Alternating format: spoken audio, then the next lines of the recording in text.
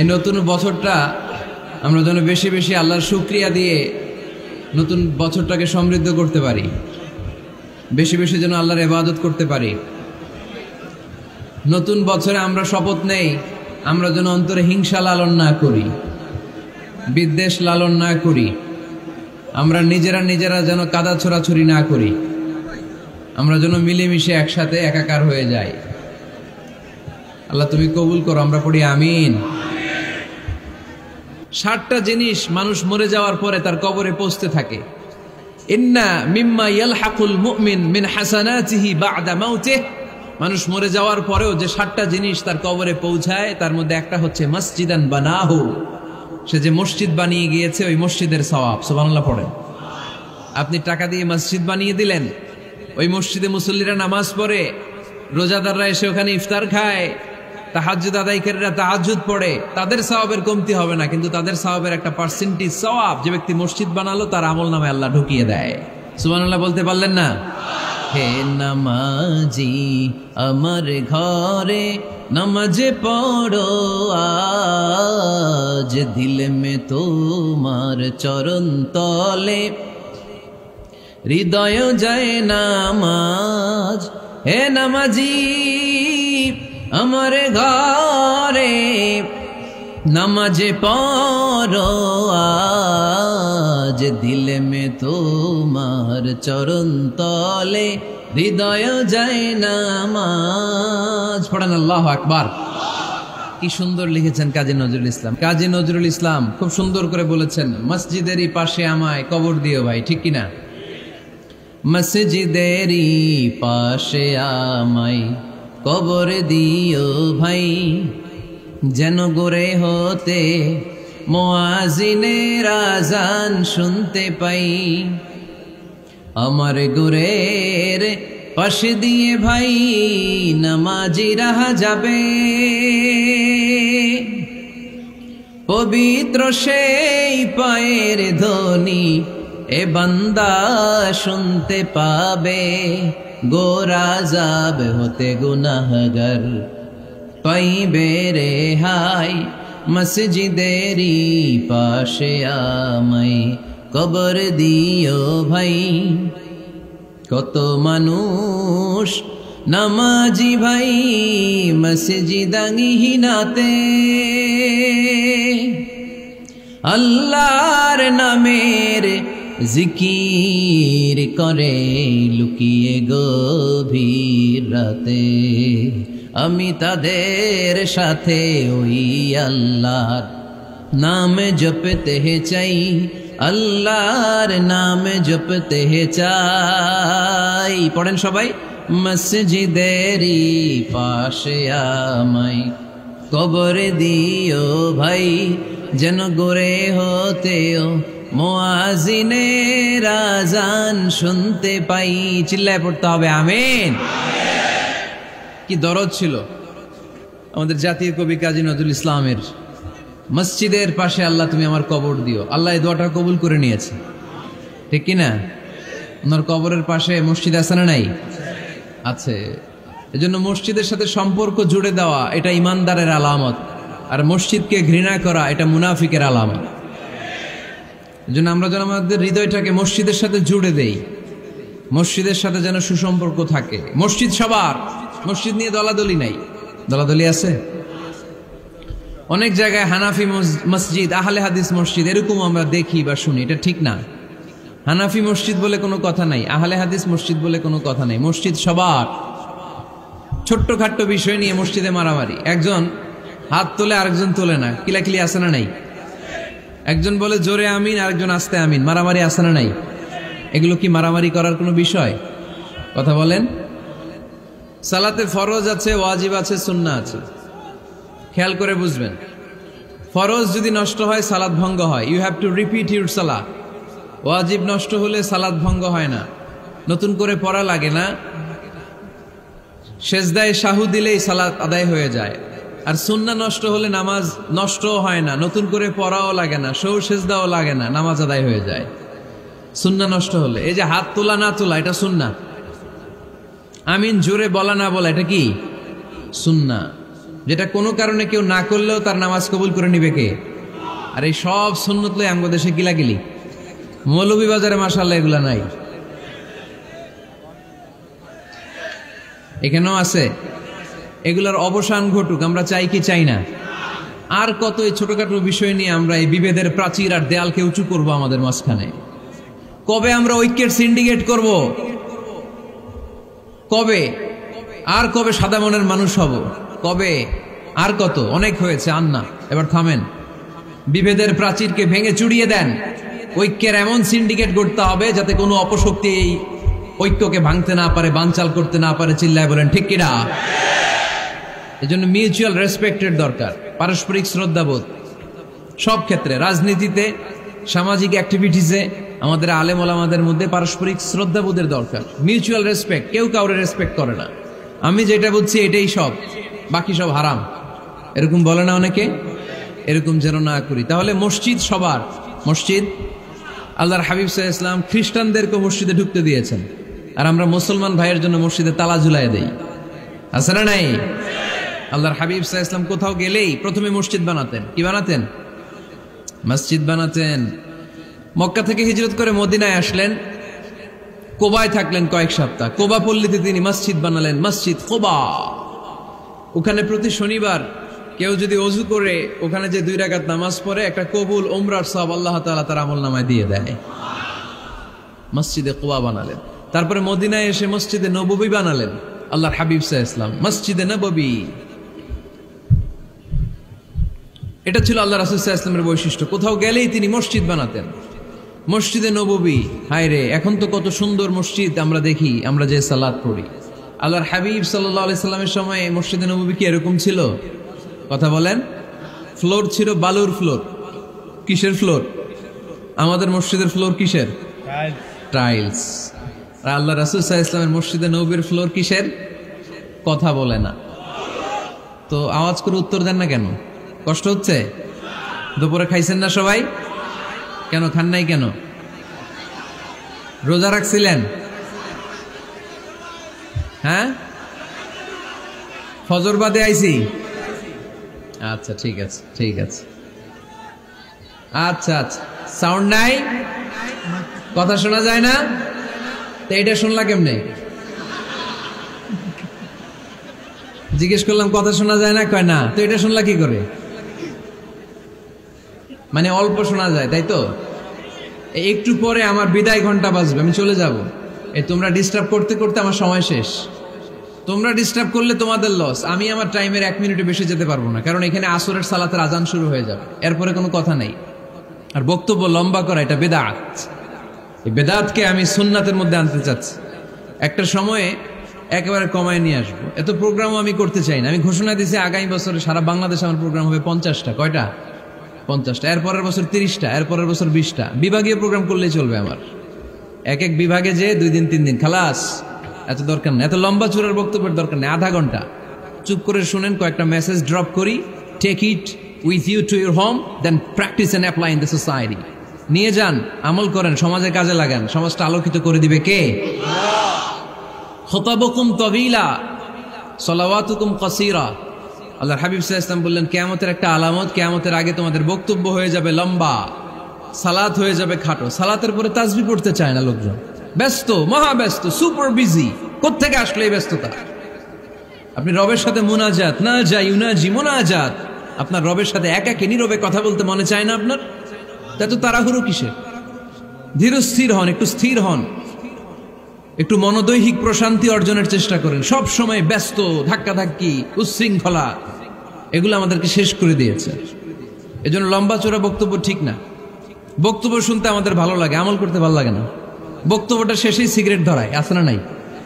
মাহফিল শেষেই বিড়ি ধরায়, কয় চমৎকার ওয়াজ করছে হুজুরে।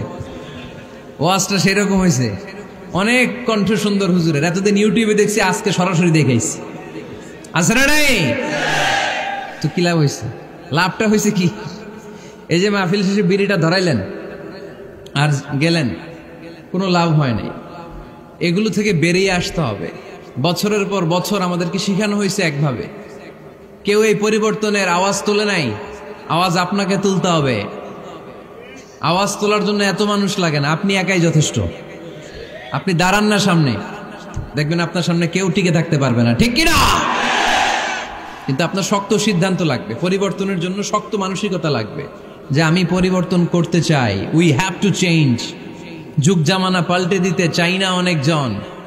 এক মানুষই আনতে পারে জাতির জাগরণ। এক মানুষই বিপদকালে বাঁচায় কাফেলায়, ক্ষুদ্র ডিঙ্গি বাঁচায় জাহাজ অসীম দরিয়ায়। এজন্য আপনার শক্ত সিদ্ধান্ত পারে আপনার মৌলভীবাজারটাকে দেশের শ্রেষ্ঠ জেলা, শ্রেষ্ঠ থানা হিসেবে আল্লাহর কাছে কবুল করতে, ঠিক কিনা? এজন্য লম্বা চূড়া আলোচনা ঠিক না। ছোটখাটো অল্প কয়েকটা মেসেজ নিয়ে যেতে পারলেই that's enough. One of the minor signs before the day of judgment, your Islamic lectures will be very longer. And your salah 5 times a day will be shorter. কিয়ামতের আগে বক্তব্য লম্বা, নামাজ খাটো, তাসবিহ পড়ে না, ব্যস্ত, মহাব্যস্ত। এই মহাব্যস্ততা ছাড়েন, কোরআন সুন্নাহর দিকে ফিরে আসেন। বরকত দিবে কে? বিশ্বনবীর মসজিদে নববীর ফ্লোর বালুর ফ্লোর ছিল, আমাদের ফ্লোর টাইলস। আল্লাহর হাবিব সাল্লাল্লাহু আলাইহি ওয়াসাল্লামের মসজিদে বালি নিচে, এই বালিতেই নামাজ পড়তেন। বৃষ্টি হলে কাদামাটি হয়ে যেত, কাদামাটিতেই সেজদা করতেন। সেজদা করলে কাদার মাটি আল্লাহর হাবিব সাল্লাল্লাহু আলাইহি ওয়াসাল্লামের নাকে আর কপালে লেগে যেত। তিনি সালাম ফিরিয়ে সাহাবাদের দিকে মুখ ফিরিয়ে বসলে দেখতেন প্রতিটা সাহাবীর নাকে আর কপালে কাদার মাটি মিশে আছে। তার মানে প্রিয় নবী সাল্লাল্লাহু আলাইহি ওয়াসাল্লামের মসজিদে নববী ছিল কাঁচা, কিন্তু মুসল্লি ছিল পাকা। আমাদের মসজিদগুলা হয়েছে পাকা, কিন্তু মুসল্লি কাঁচা, ঠিক কিনা? ফজরের সালাতে মানুষ নাই। ইমাম সাহেব আছেন কে কে এলাকায়? দেখি ইমাম, মসজিদের ইমাম, মাশাআল্লাহ। আপনাদের এইখানে ওই মসজিদে ফজরের নামাজে কয় কাতার হয়? 5 জন 6 জন? কেনে এত কম? কেনে? হ্যাঁ, আসে না, আসতে চায় না লোকজন। তো এই যে 5-6 জন ফজরের সালাতে, কল্পনা করতে পারেন ফজরের সালাতে এত কম লোক? ফজরের জামাতে লোক যায় না, এটা একটা মহামারী। যেদিন ফজরের জামাতের দৃশ্য আর জুমার নামাজের দৃশ্য একরকম হয়ে যাবে, ওই দিনই বাংলাদেশে ইসলাম কায়েম হয়ে যাবে। এখন স্লোগান তুলে বিপ্লব বিপ্লব, ইসলামে বিপ্লব। আর ফজরের সময় আমি কম্বলের ভিতরে, আছে না নাই? কোনো বিপ্লব হবে না। ফজরের নামাজ জামাতে পড়ুন, সকালটারে বরকতময় করে দিবে কে? আল্লাহর হাবিব সাল্লাল্লাহু আলাইহি ওয়াসাল্লামের মসজিদ ছিল সবার জন্য উন্মুক্ত, এখানে সবাই আসতে পারত। এজন্য মসজিদ হবে সবার। আমরা মসজিদের আবাদকারী হতে চাই। এজন্য রব্বুল আলামিন বলেন, ইন্নামা ইয়া'মুরু মাসাজিদাল্লাহি মান আমানা বিল্লাহি ওয়াল ইয়াউমিল আখির وأقام الصلاة وآتى الزكاة ولم يخش إلا الله فعسى أولئك أن يكونوا من المهتدين سبحان الله পড়েন। রব্বুল আলামিন বললেন মসজিদের আবাদকারী হবে তারা যারা আল্লাহর প্রতি ঈমান আনে, আখিরাতের প্রতি ঈমান আনে, যারা সালাত কায়েম করে, যারা যাকাত আদায় করে, যারা দুনিয়ার কাউকে ভয় পায় না, ভয় পায় একজনকে। চিল্লায় বলেন তিনি কে? যাদের হৃদয়ে আছে আল্লাহর ভয়, তারা কবু পথ ভুলে যায় না। আল্লাহর প্রেম ছাড়া এই দুনিয়া কারো কাছে কোনো কিছু চায় না, ঠিক কিনা? তাহলে যারা মসজিদের আবাদকারী এরা ভয় পায় একজনকে, চিল্লায় বলেন তিনি কে?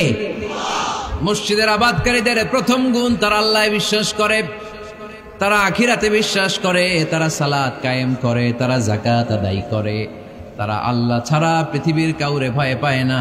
আল্লাহ বলেন ফাআসা উলাইকা আইয়াকুনু মিনাল মুহতাদিন, আশা করা যায় তারাই হলো হেদায়েতের রাস্তার উপরে আছে, ঠিক কিনা? তারাই মসজিদের আবাদকারী, যারা মসজিদে যায়, সালাত আদায় করে।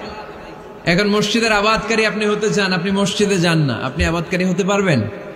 মসজিদের অনেক সভাপতি আছে, মসজিদে যায় না, আছে না নাই? মৌলভীবাজারে এই সমস্যা বোধহয় নাই। মসজিদের সেক্রেটারি মসজিদে যায় না, আছে না নাই? তাহলে হইল, এটা হইল, এটা মেনে নেওয়া যায়? এই জন্য সভাপতি সাহেবরা, আপনি কষ্ট করে মসজিদ বানিয়েছেন, মসজিদে যাবেন। সভাপতি সাহেব আপনি মসজিদে যাবেন। সেক্রেটারি সাহেব আপনি মসজিদে যাবেন, তাহলে আপনি সঠিক মসজিদের আবাদকারী হবেন, ঠিক কিনা? আমরা মসজিদের আবাদকারী হতে চাই, ইনশাআল্লাহ পড়েন। উমরানুল মাসাজিদ, মসজিদের আবাদ কি করে করতে হয়? মসজিদ আবাদ করার এক নাম্বার মাধ্যম হচ্ছে মসজিদ নির্মাণ করা। কি করা? নির্মাণ করা। খেয়াল করবেন, আল্লাহর হাবিব সাল্লাল্লাহু আলাইহি ওয়াসাল্লাম বলেছেন, মান বানা মসজিদান মিন মালিহি ফিদ দুনিয়া বানাল্লাহু লাহু বাইতান ফিল জান্নাহ। যে ব্যক্তি নিজের পকেটের টাকা খরচ করে দুনিয়াতে মসজিদ বানায়, আল্লাহ তাআলা তার জন্য জান্নাতে ঘর বানায়। 60টা জিনিস মানুষ মরে যাওয়ার পরে তার কবরে পৌঁছতে থাকে। ইন্না মিম্মা ইয়ালহাকুল মুমিন মিন হাসানাতিহি বা'দা মাউতিহি, মানুষ মরে যাওয়ার পরেও যে 60টা জিনিস তার কবরে পৌঁছায়, তার মধ্যে একটা হচ্ছে মসজিদান বানাহু, সে যে মসজিদ বানিয়ে গিয়েছে ওই মসজিদের সওয়াব। সুবহানাল্লাহ পড়েন। আপনি টাকা দিয়ে মসজিদ বানিয়ে দিলেন, ওই মসজিদে মুসল্লিরা নামাজ পড়ে, রোজাদাররা এসে ওখানে ইফতার খায়, তাহাজ্জুদ আদায়কারীরা তাহাজ্জুদ পড়ে, তাদের সওয়াবের কমতি হবে না, কিন্তু তাদের সওয়াবের একটা পার্সেন্টেজ সওয়াব যে ব্যক্তি মসজিদ বানালো তার আমলনামায় আল্লাহ ঢুকিয়ে দেয়। এজন্য বেশি বেশি মসজিদ বানাতে রাজি আছেন তো? তাহলে মসজিদ আবাদ করার প্রথম মাধ্যম হচ্ছে মসজিদ বানানো। 2 নম্বর মাধ্যম হচ্ছে মসজিদে যেয়ে জামাতে সালাত আদায় করা। জামাতে সালাতুল জামাআ তাফদুলু সালাতাল ফাযযি বি27 দারাজা। ঘরে নামাজ পড়লে একা একা পড়লে যেই সওয়াব, জামাতে পড়লে 27 গুণ বেশি সওয়াব। সুবহানাল্লাহ বলতে পারলেন না? হে নামাজি আমার ঘরে নামাজ পড়ো আজ, দিল মে তোমার চরণ তলে হৃদয় যায় নামাজ। হে নামাজি আমার ঘরে নামাজ পড়ো আজ, দিল মে তোমার চরণ তলে হৃদয় যায় নামাজ। পড়েন আল্লাহু আকবার। কি সুন্দর লিখেছেন কাজী নজরুল ইসলাম। মসজিদ কেমন যেন মসজিদ তার নিজের ভাষায় আল্লাহর কাছে কেঁদে কেঁদে ফরিয়াদ জানায়, আল্লাহ নামাজিরা আমার ঘরে আসে না, কি সুন্দর টাইলস, কি সুন্দর মুসল্লা, কি সুন্দর এয়ার কন্ডিশন, সব আছে কিন্তু মুসল্লি নাই, ঠিক কিনা? মসজিদগুলো আল্লাহর কাছে ফরিয়াদ জানায়। এজন্য আমরা যেন মসজিদমুখী হই। কি মুখী? আওয়াজ করে বলতে হবে, কি মুখী? মসজিদমুখী। তাহলে মসজিদ আবাদের 1 নম্বর পদ্ধতি মসজিদ বানানো। 2 নম্বর মসজিদে বেশি বেশি যে জামাতে সালাত আদায় করা। 3 নম্বরে মসজিদের সাথে সম্পর্ক জুড়ে দেওয়া, হৃদয়টা যেন সবসময় মসজিদের সাথে লেগে থাকে। আল্লাহর হাবিব সাল্লাল্লাহু আলাইহি ওয়াসাল্লাম বললেন, সাবআতুন ইউযিল্লুহুমুল্লাহু ফি যিল্লিহি ইয়াওমা লা যিল্লা ইল্লা যিল্লু। 7 শ্রেণীর ব্যক্তিকে আল্লাহ তাআলা কিয়ামতের দিন আরশের নিচে ছায়া দিবে, যেদিন আল্লাহর আরশের ছায়া ছাড়া কোনো ছায়া পৃথিবীতে থাকবে না। সেই দিনটা কি এই দিনের মতো? কিয়ামতের দিনটা আজকের এই দিনের মতো হবে? 50,000 বছর হবে। এটা লেন্থ, এটা ডিউরেশন। কাআন সাফসাফা লা তারা ফিহা ইওয়াজা ওয়ালা আমতা, লেভেল প্লেইন ফিল্ড, তামার জমিন। একটু কল্পনা করেন তো ওই দিনটা কত ভয়ঙ্কর। বাবা ছেলেরে চিনবে না ওই দিন, ছেলে বাবারে চিনবে না, স্ত্রী স্বামীকে চিনবে না, স্বামী স্ত্রীকে চিনবে না, পীর সাহেব মুরিদ চিনবে না, মুরিদ পীর সাহেবকে চিনবে না, নেতা কর্মীকে চিনবে না, কর্মী নেতাকে চিনবে না। হায় হায়, ইয়া নাফসি বলে কাঁদবে। সূর্যটা মাথার কাছে চলে আসবে, সূর্যের তাপে মাথার মগজগুলো গলে গলে নাকের ছিদ্র আর কানের ছিদ্র দিয়ে টপ টপ করে বেয়ে বেয়ে পড়বে। তৃষ্ণায় মানুষগুলো পাগল পাড়া, জিহ্বাটা বের হয়ে নাভি পর্যন্ত ঝুলতে থাকবে। সেদিন সবাই পাগলের মতো ছুটতে থাকবে, কোনো ছায়া নাই আল্লাহর আরশের ছায়া ছাড়া। আল্লাহর হাবিব বললেন, 7 শ্রেণীর ব্যক্তিকে আল্লাহ তাআলা আরশের নিচে ছায়া দিবেন। এর মধ্যে 1 শ্রেণীর ব্যক্তি, রাজুলুন কলবুহু মুআল্লাকুন বিল মাসাজিদ, ওই ব্যক্তি যার হৃদয়টা সবসময় আল্লাহর মসজিদের সাথে লেগে থাকে।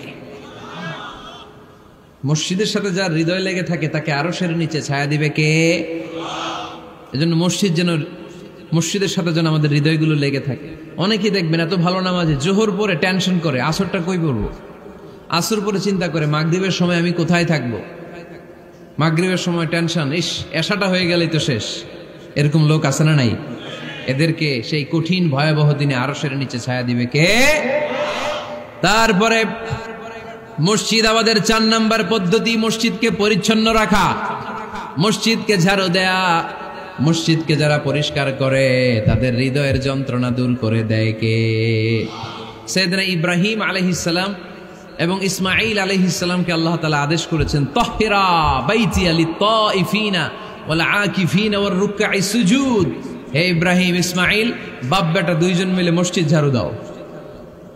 কি ঝাড়ু দাও? মসজিদেরি ঝাড়ু বড়দার ও কামারে হাত শোনো আমার মুনাজাত। পড়েন, শোনো শোনো ইয়া ইলাহি আমার মুনাজাত, শোনো আমার মুনাজাত। পড়েন আমিন। মসজিদ ঝাড়ু দেওয়া মসজিদ আমাদের অন্তর্ভুক্ত। আপনারা কেউ কোনোদিন মসজিদ ঝাড়ু দিয়েছেন নাকি? কে কে দিয়েছেন দেখি? সবাই? সবাই মসজিদের খাদেম? মাশাআল্লাহ। আমিও দিছি মসজিদ ঝাড়ু, অনেক দিছি। মাশাআল্লাহ, আল্লাহ তুমি কবুল করো। যাদের হৃদয়ে বড় জ্বালা, ফ্যামিলিতে সুখ নাই, শান্তি নাই, তারা হৃদয়ে প্রশান্তি আনতে চাইলে এতিমখানায় যাবেন, এতিমের মাথায় হাত বুলিয়ে দিবেন, এতিমের মুখে খাবার তুলে দিবেন। আপনার হৃদয়টারে নরম করে দিবে কে? আল্লাহর ঘর মসজিদে যাবেন, নিজ হাতে মসজিদটারে একটু পরিষ্কার করে দিবেন, আপনার জীবনটারে উজালা করে দিবে কে? তাহলে এগুলো করার মাধ্যমে আমরা মসজিদের আবাদ করতে চাই। আমরা মসজিদের আবাদকারী হতে চাই কি চাই না? আল্লাহর ঘর মসজিদ আবাদ করার মতো শ্রেষ্ঠ কাজ পৃথিবীতে হতে পারে না। এই মসজিদের কিছু আদব আছে, আল্লাহ রাসূল সাল্লাল্লাহু আলাইহি ওয়াসাল্লাম বলেছেন এই আদবগুলো মেনটেন করে যেন আল্লাহর ঘর মসজিদের সাথে আমরা ব্যবহার করি। মসজিদের 1 নম্বর আদব হচ্ছে মসজিদে ওযুর সাথে প্রবেশ করা। কিসের সাথে? ওযু করে পরিচ্ছন্ন হয়ে মসজিদে প্রবেশ করা। এজন্য অপবিত্র অবস্থায় গোসল ফরজ, এরকম অবস্থায় মসজিদে ঢোকা যাবে? কথা বলেন, ঢোকা যায়? যেই নারীদের মাসিক চলতেছে, মেনস্ট্রুয়েশনাল পিরিয়ড চলতেছে, ওই নারীদের পক্ষে মসজিদে ঢোকা জায়েজ আছে? নাই। তাহলে এটা হলো 1 নম্বর আদব। মসজিদে ঢোকার সময় কি করে ঢুকবো? ওযু করে। আওয়াজ করে বলেন, কি করে ঢুকবো? ওযু করে। 2 নম্বর আদব হচ্ছে মসজিদে যাওয়ার সময় সবচেয়ে ভালো জামাটা পরে যাব, সবচেয়ে ভালো পাঞ্জাবিটা পরে যাব। জান তো আপনারা? না সবচেয়ে সিরাটা পরে যান? হ্যাঁ, অনেকের নামাজের জন্য একটা পুরান জামা আছে, সিরা পাড়া, এদিকে হাত উঠাইলে দিতে দেখা যায়, আছে না নাই? সবচেয়ে সিরা পাড়াটা রাখে নামাজের জন্য, কপাল পোড়া। আর সুন্নাতে খাতনার অনুষ্ঠানে গেলে মাশাআল্লাহ লেহেঙ্গা গায়ে দেওয়া যায়, আছে না নাই? না, আপনি ইবাদতের জন্য সবচেয়ে সুন্দর জামাটা রাখবেন। এজন্য রাব্বুল আলামিন বলেন, ইয়া বানি আদম খুযু যিনাতাকুম ইনদা কুল্লি মসজিদ। ও বনি আদম, তুমি যখন আল্লাহর ঘর মসজিদে ঢুকবা, ও বনি আদম, তুমি যখন নামাজের মুসল্লায় দাঁড়াবা, তোমার সবচাইতে দামি, সবচাইতে সুন্দর জামাটা গায়ে দিয়ে তুমি নামাজে দাঁড়াও। ঠিক কি না? তাহলে এখন মসজিদে যাওয়ার সময় কি গায়ে দিয়ে যাবেন বলেন? খিতা করবেন? হ্যাঁ, মাশাআল্লাহ। হ্যাঁ, সবচেয়ে ভালো কাপড়টা আয়রন করে পারফিউম মেখে তারপরে আমরা যাব। রাজি আছেন তো? 3 নম্বর আদব হচ্ছে মসজিদে ঢোকার সময় বাম পা দিয়ে ঢুকতে হয়।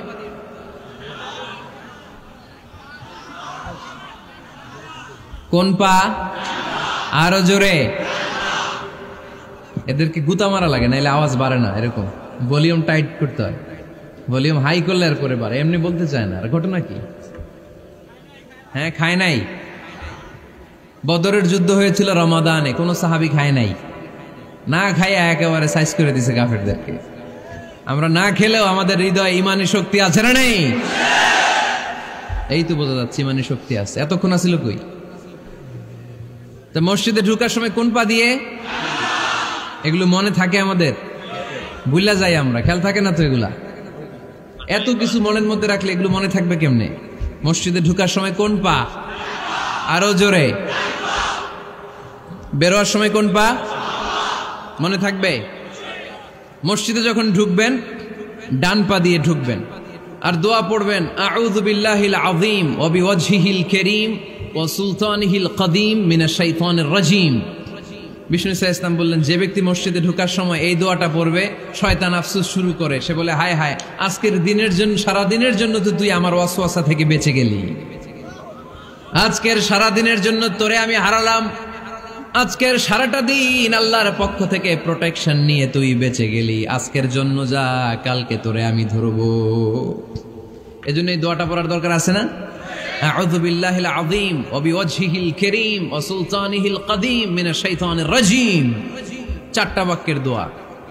মুখস্থ করতে কষ্ট হলে যে ইউটিউবে চলে যাবে আজকেই, ওখান থেকে শুনে আপনারা মুখস্থ করে নেবেন, এই দোয়াটা পড়বেন। তাহলে ওই দিনের জন্য শয়তানের ওয়াসওয়াসা, টেম্পটেশন, প্রভোকেশন থেকে আপনি আল্লাহ তাআলার প্রোটেকশনে চলে গেলেন। সুবহানাল্লাহ পড়েন।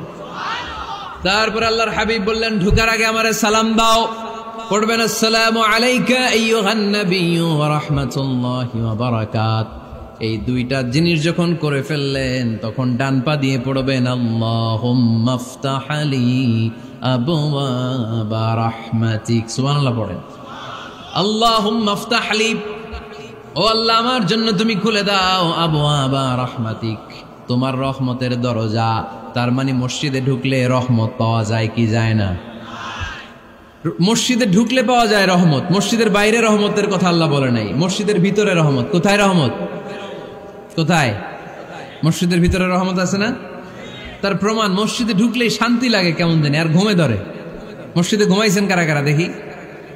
সবাই ঘুমাইছেন? আরে আমি কত ঘুমাইছি।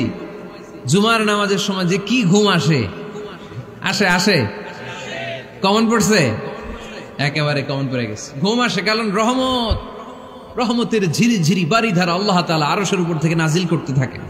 আর এই রহমতের কারণে হৃদয়টা প্রশান্ত হয়ে যায়, অনেকের ঘুমও চলে আসে, ঠিক কিনা? এজন্য আল্লাহুম্মা আফতাহ লি আবওয়াবা রাহমাতিক, ও আল্লাহ তোমার রহমতের দরজাগুলো আমার জন্য খুলে দাও। এই দোয়া পড়লে রহমতের দরজা খুলে দেয় কে? আবার মসজিদ থেকে যখন বের হবেন তখন কোন পা দিয়ে? জোরে বলেন।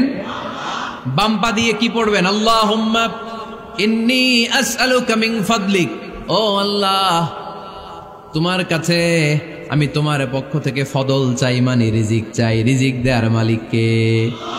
তার মানে খুব সোজা সাপটা কথা হচ্ছে, মসজিদের ভিতরে পাওয়া যায় রহমত, আর বাইরে পাওয়া যায় ফদল বা রিজিক। বাইরে পাওয়া যায় কি? রিজিক। মসজিদের ভিতরে রিজিক আছে। তার মানে সারাদিন মসজিদে বসে থাকলে রিজিক মিলবে? নামাজের সময় নামাজ পড়তে হবে, কাজের সময় কাজ করতে হবে। এটাই হচ্ছে ইসলামের বিধান। নামাজের সময় নামাজ, কাজের সময়। আমি প্রশ্ন করব, আওয়াজ করে উত্তর দেন। নামাজের সময়, কাজের সময়, নামাজের সময়, কাজের সময়। এটা মনে থাকবে। এজন্য আল্লাহ বললেন, ফাইদা কুদিয়াতিস সালাতু ফান্তাশিরু ফিল আরদি ওয়াবতাগু মিন ফাদলিল্লাহ। যখন তোমাদের সালাত শেষ হয়ে যায়, আল্লাহর রিজিক অন্বেষণের জন্য আল্লাহর জমিনে তোমরা ছড়িয়ে যাও। নামাজের সময় আসবেন, নামাজ শেষ বের হয়ে যান। ফান্তাশিরু ফিল আরদ, জমিনে ছড়িয়ে পড়ো।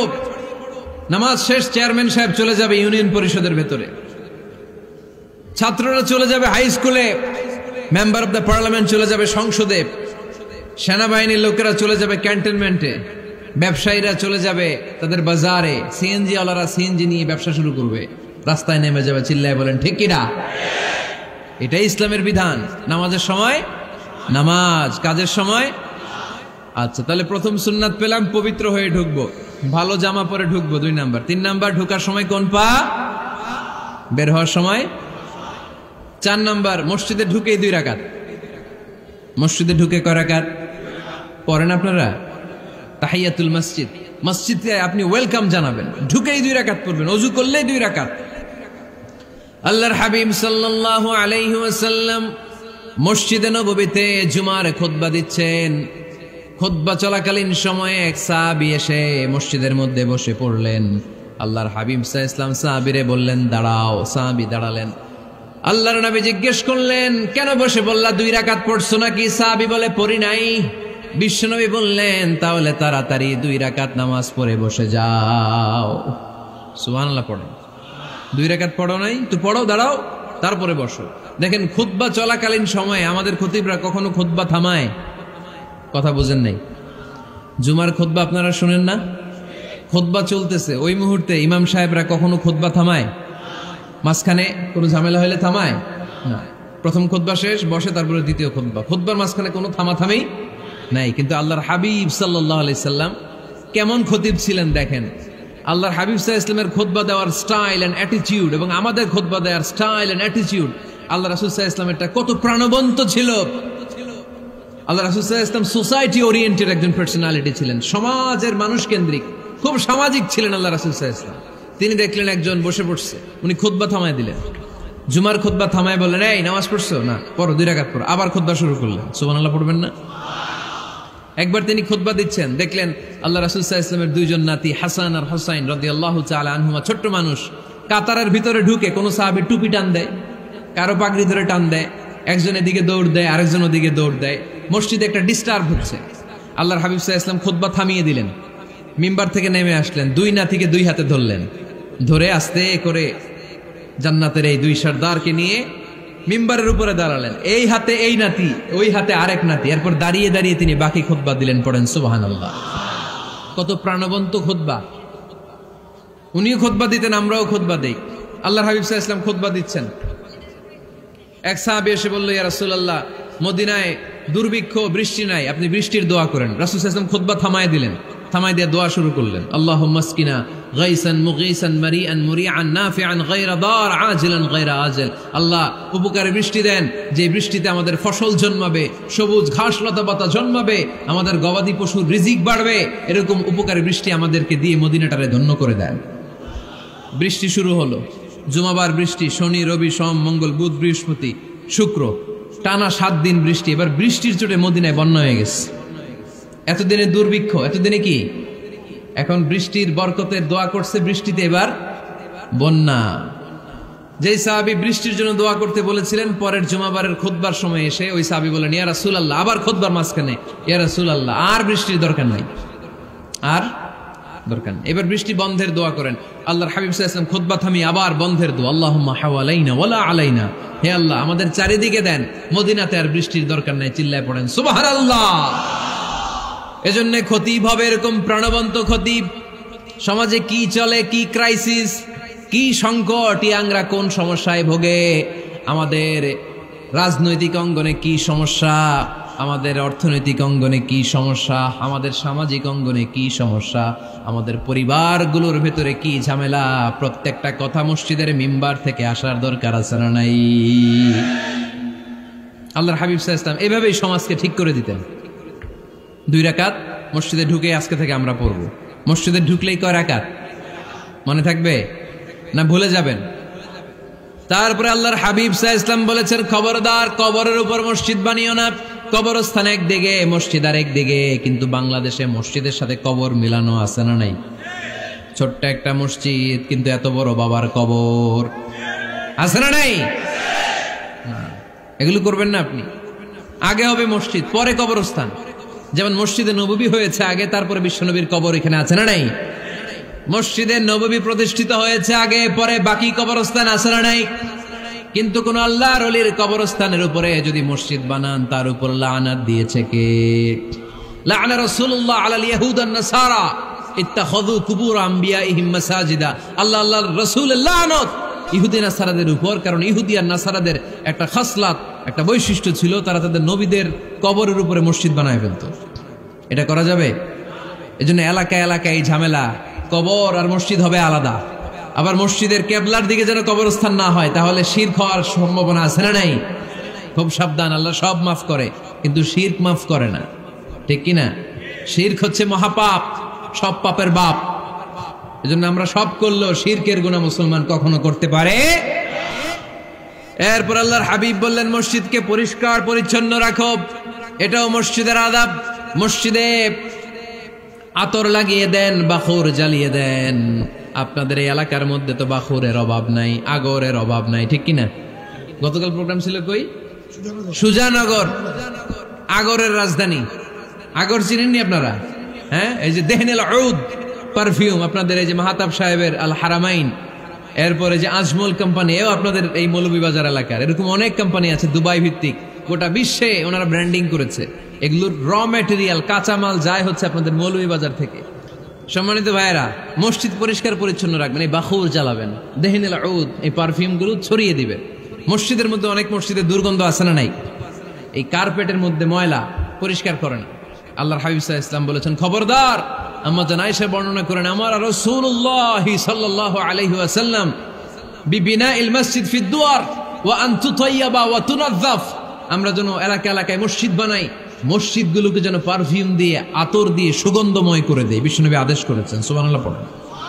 এজন্য কোনো অপরিচ্ছন্ন মসজিদ থাকতে পারবে না। মসজিদের পাশ দিয়ে গেলে আতরের ঘ্রাণে আমোদ হয়ে লোকজন যেন বুঝতে পারে এটা আল্লাহর ঘর, মসজিদ। চিল্লায় বলেন ঠিক কিনা? এরপরে আল্লাহর হাবিব সাল্লাল্লাহু আলাইহি ওয়াসাল্লাম বলেছেন মসজিদের আরেকটা আদব হলো মসজিদকে অতিমাত্রায় ডিজাইন না করা। বেশি ডিজাইন করা যাবে না। এমন ডিজাইন করা যাবে না যে এটা মসজিদ বোঝাই যায় না। এত লাইটিং ফাইটিং করে, এটা কি মসজিদ না কমিউনিটি সেন্টার বোঝাই যায় না। আছে না নাই? আছে। এরকম যেন আমরা না করি সম্মানিত ভাইয়েরা। বিশেষ করে মসজিদের সামনের দেয়ালে। কোন দেয়ালে? সামনের দেয়ালটা কেবলার দিকে যেই দেয়াল, এই দেয়ালটা হতে হবে ফ্রেশ, যাতে করে মানুষের দৃষ্টি আকর্ষণ না করে। প্রায় মসজিদের দেয়ালের মাঝখানে দেখবেন আপনি ক্যালেন্ডার ঝুলায় রাখে, আছে না নাই? মৌলভীবাজার কি অবস্থা? খিতা খবর আছে? তো এই যে ক্যালেন্ডার ঝুলায় রাখে, ওইখানে দেখবেন বিভিন্ন মসজিদের ছবি, এতিমখানার ছবি, মানুষের ছবি। তো মানুষ নামাজে পড়ে আবার ওগুলোও তাকায়, আছে না নাই? প্রথম কাতারে পরে ওইখানে কি লেখা এগুলো পরে, তার ডিস্টার্ব হচ্ছে না? এই মুসল্লির দৃষ্টি যাতে অন্যদিকে না যায় এটা খেয়াল রাখতে হবে। যদি পারা যায় মসজিদের সামনে কোনো ঘড়ি টড়ি চলবে না। ঘড়ি মসজিদের পেছনের দেয়ালে, সময়সূচি পেছনের দেয়ালে, সব পেছনে। সময় কয়টা বাজে ওটা ইমাম দেখলেই চলবে, ইমাম এভাবে দেখে নিবে, আপনারাও দেখে নিবেন। কিন্তু সামনের দেয়ালটা যত সিম্পল করা যায়। আল্লাহর হাবিব সাল্লাল্লাহু আলাইহি ওয়াসাল্লাম নামাজ পড়া অবস্থায় সামনে এমন কিছু রাখতেন না যেটার দ্বারা আল্লাহর হাবিব সাল্লাল্লাহু আলাইহি ওয়াসাল্লামের সালাতে মনোযোগ অন্যদিকে চলে যায়।